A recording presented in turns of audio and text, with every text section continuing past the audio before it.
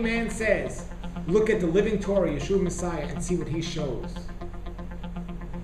To do Torah, to honor thy temple, to keep it holy, to keep it cleansed, to keep it clean, to eat the foods, to respect your body enough where you know if something's not healthy, you're not going to make a joke. Oh, I know it's not healthy. Is Paul around?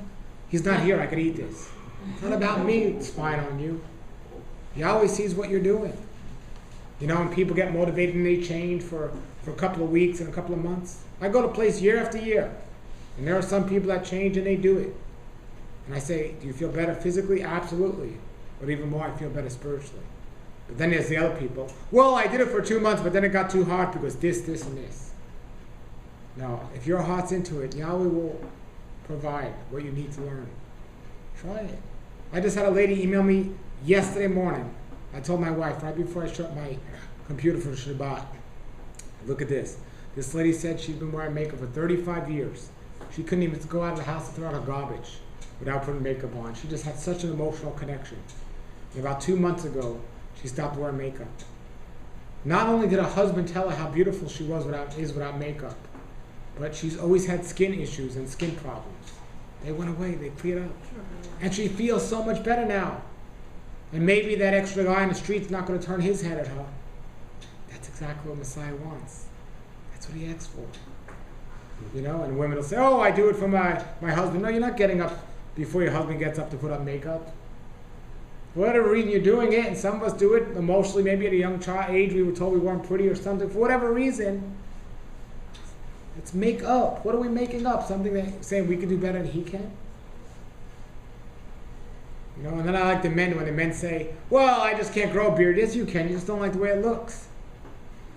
There's a small percentage of the world that don't grow beards. Fine. But it's going to be real hard to have a beard if you keep shaving it every day. You know, so, but some people aren't there yet, and that's fine. I certainly have a lot to learn. Some people aren't there yet, and that's fine. But, you know, there's nothing wrong with that, you know, but, you know, I know I'm not going to go trimming my beard anymore, but that's me. But he's shown me some things that we haven't seen. But, you know, but I tell you what, when you have the New Ages of the world, the New Age community, the Buddhists and the Hindus eating a more biblical diet than the so-called believers, and you have the Muslims and the Indians dressing more modestly than the so-called believers, something is wrong. Something is wrong. No, we don't got to walk around covering our face and just showing our eyes, but we are told to cover our bodies and not reveal our nakedness to everyone in the world. Forget about even the mega churches. You could even just go into the Messianic assemblies today. The little children running around, the teenagers running around in these tight skin clothes. Some of the parents showing their cleavage, some of the guys coming in their shorts. That's not for us. We're called to be set apart. We're called to be holy. We're called to be different. Where is our heart truly? Somebody said, well, if I do that, somebody's going to say something. I'll tell you this.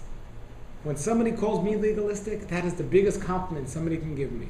If I'm doing so much to live close to the scripture where somebody notices it, I'm doing something right. It's when nobody says anything I start to worry. I'm conforming too much to the world. I know my salvation comes from the blood of Messiah, not from my works. But if I'm truly saved, I should have the desire to do those works.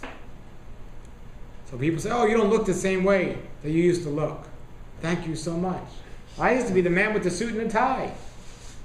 You know, I used to wear the suit every day when I worked on Wall Street with that phallic symbol, that pagan symbol that points to an area where I don't want people to look at. That's where they created that. Just like the high heels that, you know, they're created because the high heels are designed by designers. They looked at the cats in nature. When cats are in heat, they went up on their back heels to lift their backs up to let the male cats know they were in heat. The designers took that idea and rolled with it. And that's why, more important than anything else, forget about the clothes a woman is wearing. High heels completely changes a modest woman to a sexy woman, or a sexy woman to a modest woman. Someone. For the majority of women, there's no such thing as modest high heels. You know, there's no such thing. And you talk about oxymoron. Here's the greatest oxymoron: a woman wearing a head covering and a miniskirt. Oxymoron. It's more on her head than on her hips. Oxymoron. But these are the problems we have. These are the problems. And then we look at all the other areas.